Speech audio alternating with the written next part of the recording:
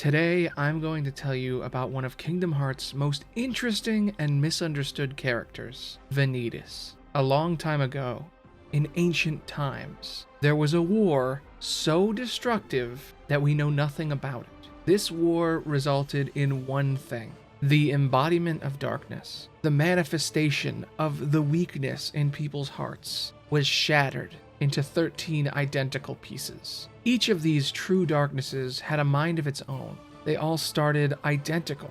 They all had the same goals, but they made their own choices. They were siblings. Over time, one of these darknesses survived. It learned. It adapted. And after speaking with the Master of Masters, it knew that its family weren't going to escape.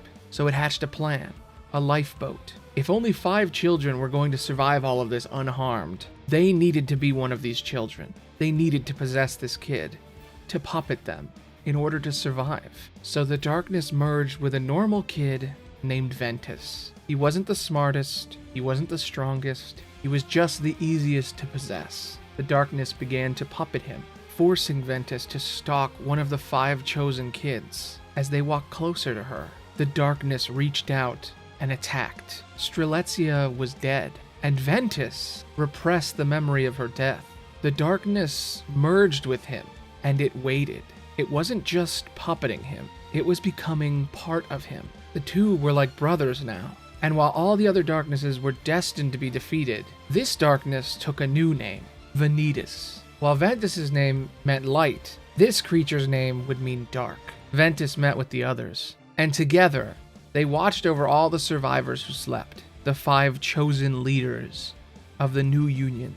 But secrets began to be discovered, and Vanitas needed to fix things. He attacked this group with the surviving members of his family, hoping to stop them. But just as the Master had said, they were destined to lose. Vanitas took the only option he had. He merged with Ventus, and the two of them were sent away. They used the lifeboat, and they were sent far, far away. Many generations later, it's not known if the pod sent them forward in time or if they did more between games. But Ventus was found lost in the desert. He was trained by Xehanort, and after failing a test to fight the Heartless, Xehanort decided to split his heart in half, to separate all the darkness from Ventus's heart, and take it as his new student. He would make them fight so that he could create Kingdom Hearts. This darker half introduced himself as Vanitas, and he was now completely safe from the ones hunting him. He had a new identity, and he slowly began to develop a face. He reached into Ventus's heart and saw the person who healed him, the reason his new brother was still alive, and he took this boy's face as his own, Sora's face. Vanitas wanted to appear the same age as Ventus, so here he was, an older Sora, with dark black hair and an angsty voice. Vanitas was complete. He played along with Xehanort's game. He would do whatever he had to do in order to hide from the people hunting him across time. All he needed to do was to beat Ventus in battle. If they clashed blades, Kingdom Hearts would be open, and Xehanort would reset reality. Vanitas would be reunited with his long-lost brothers, and everything in the universe would be just like him. Deep down, all he really ever wanted was to be the same as everyone else, to spread, to cover the world in darkness. But Ventus stopped him. Ventus had friends. They were his power, and he was theirs. Vanitas was alone. His family was gone, and his brother disowned him. So he lost. Ventus defeated him. He tried to come back. Time travelers brought him to the future, but still, he had nothing. Xehanort suspected who he really was, but on that faithful day, he told Sora and Ventus his real name. My name is Darkness. But they couldn't understand. No one could ever understand.